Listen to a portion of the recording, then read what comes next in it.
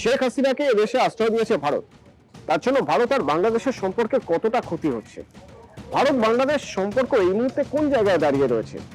একটা সময় এই সম্পর্ক খুবই জটিল জায়গায় চলে গিয়েছিল, তার কারণ যখন বাংলাদেশের তদারকি সরকার, আর সেই তদারকি সরকারের প্রধান উপদেষ্টা হিসেবে ছিলেন ডক্টর মোহাম্মদ ইউনূস, নোবেলজয়ী মোহাম্মদ ইউনূস, সেই সময় দেখা গেছে বাংলাদেশ থেকে এই অন্তর্বর্তী সরকার বা তদারকি সরকারের বিভিন্ন জননেতা যারা, ছাত্র নেতা যারা, তারা ভারত বিদ্বেষের বিষ ছড়িয়েছেন বিভিন্নভাবে, এবং সেখানে হিন্দুদের যার ঘর জ্বালিয়ে দেওয়া হয়েছে, তাদের হত্যা করা হয়েছে, তাদের উপর অত্যাচার করা হয়েছে। ভারতের সঙ্গে তখন সম্পর্ক একেবারে তলানিতে।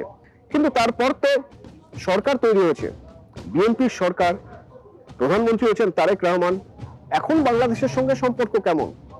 কিছুদিন আগের কথা যদি বলি, তাহলে যখন শেখ হাসিনা দিল্লি থেকে বার্তা দিচ্ছেন, তখন কেন আমাদের দেশের মাটি থেকে বার্তা দেওয়া হচ্ছে তা নিয়ে বাংলাদেশ সরকার জানিয়েছিল, একটা বিজ্ঞপ্তি জানিয়েছিল যে তারা বিষয়টাকে ভালোভাবে নিচ্ছে না। ভারতের সঙ্গে তাদের যে সম্পর্ক, সেই সম্পর্কে প্রভাব পড়বে, এটা ভারত কেন বুঝতে পারছে না?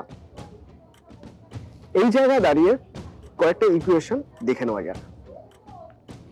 প্রথমত, বলা হয় ভারতের সঙ্গে বাংলাদেশের সম্পর্ক সেই সময় সবচেয়ে খারাপ ছিল যে সময় বাংলাদেশে খালেদা জিয়া প্রধানমন্ত্রী ছিলেন, অর্থাৎ বিএনপি সরকার ছিল এর আগে।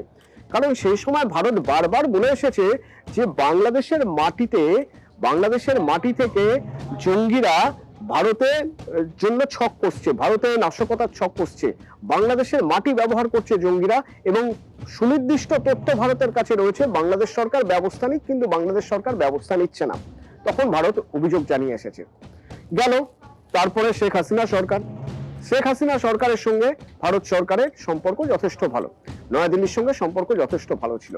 তার মানে এই নয় যে শেখ হাসিনা যে কাজগুলো করে এসেছেন সেই সবকিছু ভারত পূর্ণ সমর্থন করে, প্রশ্ন উঠছে না। কারণ বাংলাদেশের মধ্যে অভ্যন্তরীণ বিষয়, সেখানে তার একজন নির্বাচিত প্রধানমন্ত্রী কি করবেন বা নির্বাচিত সরকার কি সিদ্ধান্ত নেবে সেটা সম্পূর্ণ তাদের ব্যাপার। কূটনৈতিক দিক থেকে ভারত তাতে প্রভাবিত যতক্ষণ না হচ্ছে, ভারত তা নিয়ে কোনো মত প্রকাশ করবেই না, খুব স্বাভাবিক। এরকম একটা জায়গায় দাঁড়িয়ে যখন জুলাইয়ের ছাত্র আন্দোলন 5ই আগস্ট 2024 বাংলাদেশ ছাড়তে হলো, শেখ হাসিনাকে চপারে করে ছাড়লেন, সে সময় তিনি আশ্রয় চাইলেন ভারতের কাছে। ভারত বন্ধু দেশ এবং ভারত সবসময় অতিথিদের কদর করে, ভারত আশ্রয় দিল। শেখ হাসিনাকে ভারত কেন আশ্রয় দিয়েছে তা নিয়ে তুলকালাম হলো বাংলাদেশের বৈষম্য বিরোধী ছাত্রদের একাংশ, তারা সরাসরি ভারত বিদ্বেষের পথে নেমে এলেন। হাসিনাকে ফিরিয়ে দিতে হবে, হাসিনাকে ফিরিয়ে না দিলে দিল্লি দখল করা হবে, এরকম হুমকিও কিছু কিছু জামাত নেতা দিতে থাকলেন। সেই সময় ভারতের সিদ্ধান্ত বা ভারতের অবস্থান কিছুই বদলায়নি। পরবর্তীতে 2026-এ ভোট হলো, ভোটের পরে তারেক রহমান প্রধানমন্ত্রী হলেন, বিএনপি ভোটে জিতলো এবং তারেক রহমান প্রধানমন্ত্রী হলেন। মনে রাখতে হবে, যখনই তারেক রহমান প্রধানমন্ত্রী হলেন সেই সময় থেকে ভারত চেষ্টা করেছে যে বাংলাদেশের সঙ্গে যে খারাপ সম্পর্ক বা বাংলাদেশ যে একটা নেতিবাচক জায়গা তৈরি করে ফেলেছিল এই সম্পর্কের, সেই জায়গাটা কোনোভাবে যদি ঠিক করা যায়। ভারত চেয়েছিল প্রতিবেশী দেশের সঙ্গে সুসম্পর্ক বজায় রাখতে, প্রতিবেশী দেশের সঙ্গে কূটনৈতিক সম্পর্ক যেন ঠিকঠাক থাকে সেটা দেখতে, বন্ধুত্বপূর্ণ একটা পরিবেশ তৈরি করতে। আর সেই জন্যই যখন তারেক রহমান তিনি শপথ নিচ্ছেন, বা বলা ফলে যখন তিনি শপথ নেননি, যখন খালেদা জিয়া মারা যান, সেই সময় ভারতের প্রতিনিধি সেখানে গিয়েছেন। এবং তারেক রহমান যখন শপথ নিচ্ছেন, তখন সেখানে প্রধানমন্ত্রী যেহেতু অন্য কাজে ব্যস্ত ছিলেন, সেই জন্য পাঠানো হয়েছিল কাকে? পাঠানো হয়েছিল লোকসভা স্পিকার ওম বিড়লাকে, বিক্রম মিস্ত্রিকেও পাঠানো হয়েছিল। তারা সেখানে গিয়েছেন, প্রধানমন্ত্রীর বার্তা তার হাতে তুলে দিয়েছেন এবং দুই দেশ যে একসঙ্গে কাজ করতে চায় সেই সব কিছু বলেছেন। এত কিছুর পরে দেখা গেল যে শেখ হাসিনা কেন এখানে রয়েছেন তাই নিয়ে বাংলাদেশ থেকে বারবার বিবৃতি জারি করা হচ্ছে। ঠিক এই জায়গায় দাঁড়িয়ে ভারতের সঙ্গে যাতে বাংলাদেশের সম্পর্ক আরো ভালো হয় এবং এই প্রতিবেশী দেশগুলো, এশিয়ার দেশগুলো, তারা যদি একসঙ্গে থাকে তাহলে তারা একটা বড় শক্তি হয়ে উঠতে পারে। এই জায়গা থেকেই ব্রিক্সের সম্মেলন এবার হোস্ট করছে ভারতে হচ্ছে। সেই ব্রিক্সের সম্মেলনে নয়াদিল্লিতে সেপ্টেম্বরে যে সম্মেলন হবে, তার জন্য ডাকা হয়েছিল তারেক রহমানকে। কেন তারেক রহমান?